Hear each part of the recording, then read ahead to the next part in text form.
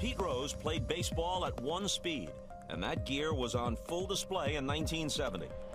The game was tied in the bottom of the 12th when Charlie Hustle rounded third looking to score on a Jim Hickman single. And suddenly, Ray Fosse was all that stood between Rose and a National League win.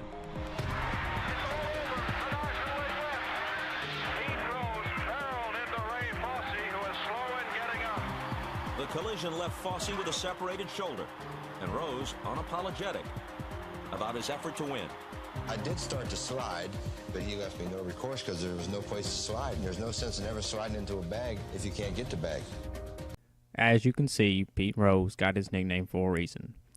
He was known for going 110%, no matter the circumstances. He even ran over the catcher in an All-Star game. Pete Rose played in the MLB from 1963 through 1986. Over his career, he played 19 years for the Cincinnati Reds, 5 years for the Philadelphia Phillies, and 1 year for the Montreal Expos. Over his entire 25-year career, Rose finished with 4,256 hits. 4,256 hits is the all-time MLB record. Pete Rose also holds the record for games played, at-bats, and singles.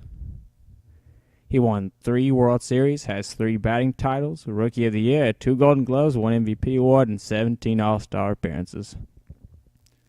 He was even a player coach in his last season. After his retirement, he decided to be a full-time manager. In his 4 full seasons as manager, he ended up with a record of 426 and 388. 426 wins ranks 5th all-time for the manager's wins in Reds history. One would say from all of these stats that Pete Rose undoubtedly deserved to be in the Hall of Fame. The banishment for life of Pete Rose from baseball is the sad end of a sorry episode. One of the game's greatest players has engaged in a variety of acts which have stained the game, and he must now live with the consequences of those acts. By choosing not to come to a hearing before me, and by choosing not to proffer any testimony or evidence contrary to the evidence and information contained in the report of the Special Counsel to the Commissioner, Mr. Rose has accepted baseball's ultimate sanction, which is lifetime ineligibility. The matter of Mr. Rose is now closed. It will be debated and discussed. Let no one think that it did not hurt baseball.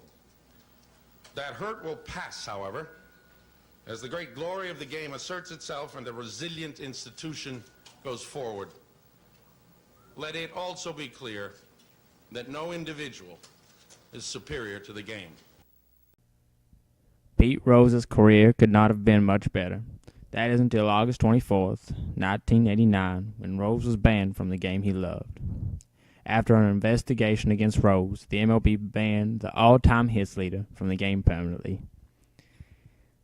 He denied all allegations until much later in life. However, there was never evidence of Charlie Hustle betting against his own team. What did Pete Rose mean to you growing up? Everything. If you're born in Cincinnati, you pretty much being born and raised in Cincinnati is being born and raised in Kentucky. Only in Kentucky it's basketball. Well, in Cincinnati, Ohio, it's baseball and football at times. But he set the standard for what you were supposed, how you were supposed to play the game of baseball. There was no "it's okay" syndrome. You couldn't go to the dinner table and complain about the coach, or you couldn't go to the dinner table and complain about anything. My mother's advice the first time I tried was, I guess you're going to have to get better. And that's credited to Pete Rose and how he played the game of baseball and how his father treated him. So Pete Rose is pretty much everything I am. I mean, it comes from my father and Pete Rose, but again, it's how he played the game. So what has Pete Rose meant to me? Pete Rose has meant everything. It's why I have the intensity. Some call it intensity, some call it anger, some call it mean, but I call it passion for winning. So how do you feel about him being banned from baseball for life? Do you feel like he deserves that, or like he should be in the Hall of Fame?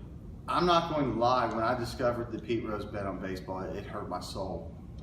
It's like, when you grow up and you're raised, it's the one thing that is just so taboo. You just do not do. You don't bet on baseball. But then Walter Payton, who has an award named after him in the NFL for being the greatest humanitarian to basically play the game of football. When Walter Payton said, Pete Rose made a mistake as a man. I'm just supposed to forget everything I learned from Pete Rose.